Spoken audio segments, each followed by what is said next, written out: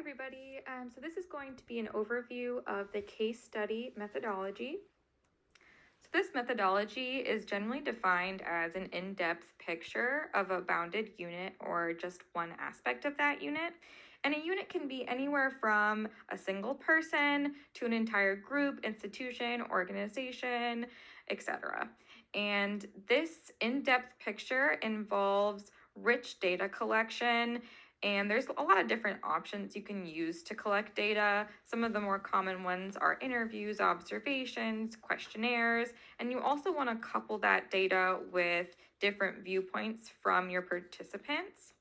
The data collection period tends to be either long or intense, and therefore really requires thorough planning, lots of detail, and lots of documentation. This methodology is surprisingly flexible. It can fit into really any paradigm that you align with and mold to the aspects of your research. So it's really up to the researcher how they decide to utilize this format. So over the past several years, there have been several theorists who have helped mold case study research into what it really is today. However, there does still seem to be some disagreement over the specifics. And one of the big ones is whether or not case study is actually a formal methodology or whether it's considered a approach or a genre of study. And some theorists believe that any kind of practitioner research can be categorized as a case study. So perhaps it is up to the researcher how they would like to define this methodology or splice this methodology with other formats. But I would imagine for the use of our class, we'll consider it a formal methodology. I included a couple of different types of methodologies here. The first one, Stake has written lots of publications about case study and has outlined two main forms.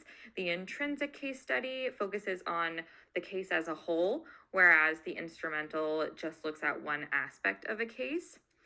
And then Hamilton and Corbett-Witter also outline 5 models that are useful in educational contexts. The first one, reflective, mainly relies on the researcher's reflections and interpretations as a main data collection form. Obviously, you have to be careful of researcher bias.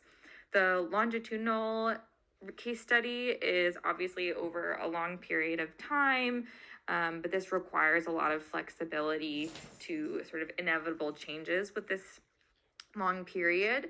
A cumulative case study involves a researcher replicating studies or continuing to develop existing studies, adding to this body of evidence for the topic. And then a collective case study involves several researchers, but they're all working separately towards the same goal. And then the other side of that coin, a collaborative case study, is several researchers, but they're working together towards the same goal.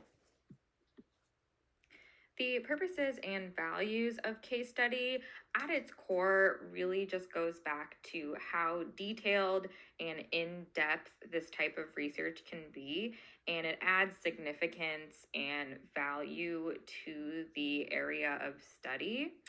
And this kind of research can be beneficial to art education because it forces you to really study that bigger picture, look at an institution as a whole, look at the policy that's being created, the culture, the environment, and all of these things ultimately affect our day-to-day practice in our classroom and can affect students' art education as a whole.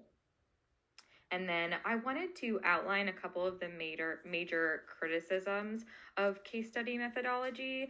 Primarily, a lot of researchers argue that it's not something that can be generalized or applied to other contexts.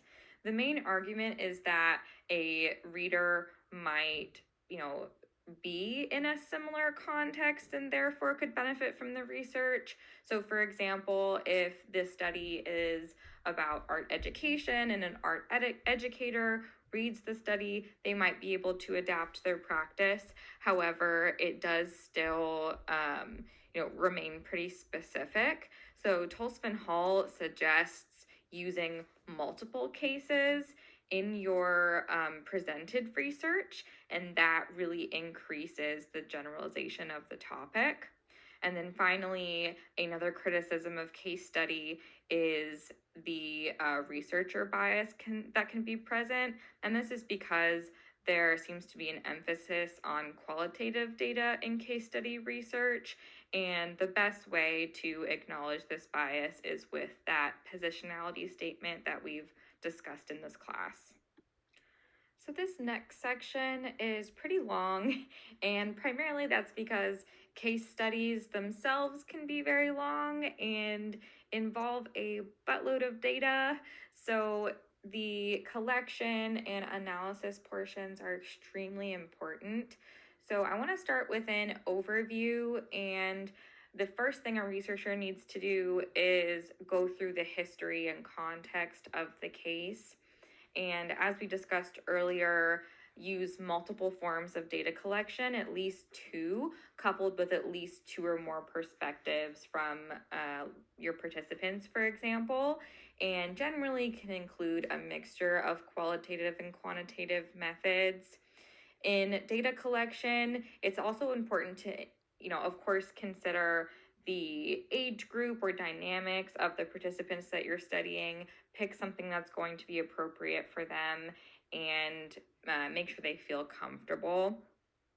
The different types of data collection obviously depend on your precise study, but there are, popular methods like observation, interview, and documents, which is just really any printed materials. And I wanted to include a couple of tips with some of these common collection methods. With visual data, it can be challenging to get the correct permissions. It can be hard to analyze all of that, especially if it's a video. And then if you decide to publish the pictures, videos, etc., then you need to make sure you're maintaining confidentiality or, again, have proper permissions. With field notes, it's recommended that you take note of the physical environment, activities, behaviors, as much as you can fit in there. Some researchers also ask their participants to keep a log of their own during the study. Of course, you want to pay attention to any self-editing that might occur, and take those responses with a grain of salt as well. And then finally, if you decide to use interviews, recording those interviews, again, with the proper permission, can be beneficial so that you can accurately transcribe the interview. So continuing with methods, it's also important to look at the quality and validity of your data. As we touched on a little bit earlier, time is an important factor in case study, and I did find a couple of opposing opinions. While Hamilton and Corbett-Witter felt like case studies can be kind of a shorter but more intense research that includes, a couple of different observations, Tolsven Hall warns that case studies that are conducted over a short period of time might not be seen as valid. So you want to pay attention to kind of making it long enough that you have enough data. Other ways to ensure the validity of your data is triangulation, which is, again, just having different varieties of data collection. You can member check, which is where you ask participants to confirm how accurate your data or your interpretations might be. If the participant feels like your interpretation is incorrect, there's a couple of steps that you can take. You can either change what you've written, you can keep what you've written, or you can include both perspectives in your writing. So it's really up to the researcher. And finally, you can collaborate with a colleague to separately analyze the data and then kind of compare results at the end. So like I said, because can be such a long study, the data analysis portion is also very important. It obviously begins with collecting the data, and then you can begin to sort of organize and code the data, display the data, continue to organize and code it, and then that way patterns will start to jump out. You can start to form conclusions and refine your categories. It's important to kind of do some back and forth throughout this process and continue to verify the validity of your results. But it's really helpful to organize your data into categories throughout the project, because then you can see areas that might need further study that don't have as much data. And finally, there are several softwares available that you can use to help with the data analysis process. So that's something that to look into if you decide to use this method. Finally, these are some resources for case study. I included both 4 overview resources and 2 specific examples of case study research projects. So you have an example that you can look at if you decide to pursue this methodology. Hi, I'm Mason, and I ended up doing my research over visual culture research, or semiotics. So, semiotics is defined as a methodology that can be used to analyze how cultural signifiers communicate and produce meaning, assisting in interpreting material culture objects as the signs and symbols of culture. So, basically, it's the study of signs, what they mean, and why they hold those meanings in their cultural contexts. So the definitions that you need to know for semiotics is a sign is just something that stands for or represents something else. This can be a visual symbol that we would see in an art historical context, as in we see a dog in, say, the oh my gosh, why is the name of this art piece leaving my mind? Either a dog as a symbol for loyalty, things like that. Or in some interpretations of semiotics, it can be a word as a sign of language. It can be a piece of art as a sign of mastery, as in like the traditionally male white masters of the past. It's just something that has meaning for another thing. Representational meaning or denoted meaning or denotational meaning is the culturally agreed on meanings for what these things are.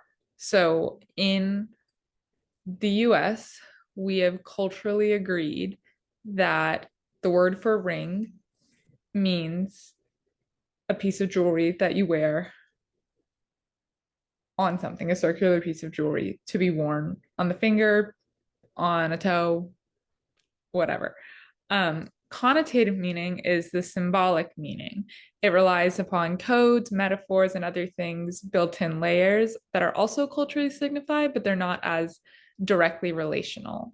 And then myth are shared cultural meanings that change over time, but serve to naturalize ideological beliefs.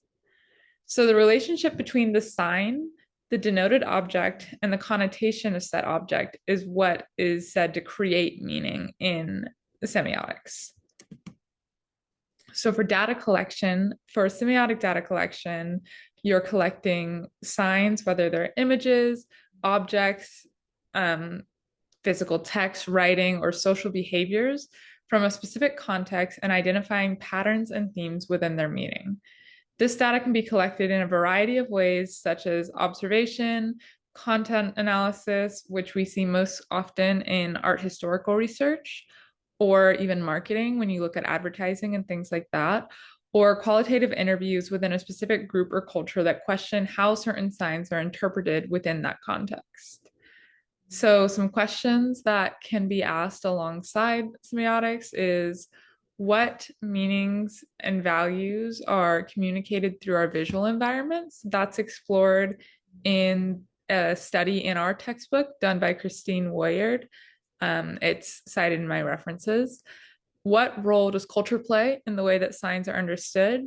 And how does the meaning and value of objects change over time as cultural attitudes shift and shared meaning shift? And this can be applied to art historical research, whether it is in the understanding of how different cultural contexts would have affected the acceptance and role of the artifact we're observing, and understanding how our critical biases affect how we receive artifacts today. Critical race theory and multicultural education research can also benefit from semiotic data research. This can be seen in the study of stereotype or racial signs that have permeated our society and allowed for the continued system of racism to exist, and the signs and symbols that represent these things, being able to identify them and use that in our lesson planning and in our teaching to combat racism and be actively anti-racist teachers. And then we can also use them in environmental research. And by that, I mean what meanings we are putting out in our teaching environment, the cultivation of imagery and the cultivation of signs within our teaching environment that affect the meanings that our rooms have. This again is explored in Warrior's study in our book. And then I have my list of references. I would say that the basic overview references found by Daniel Chandler, which is Semiotics the Basics, fourth edition, has a lot of information on this type of research if you'd be interested. And then some interesting applications of this were definitely the Katharina Lorenz 2016 Ancient Mythological Images and Their Interpretation. And then the study in our book was a great one as well.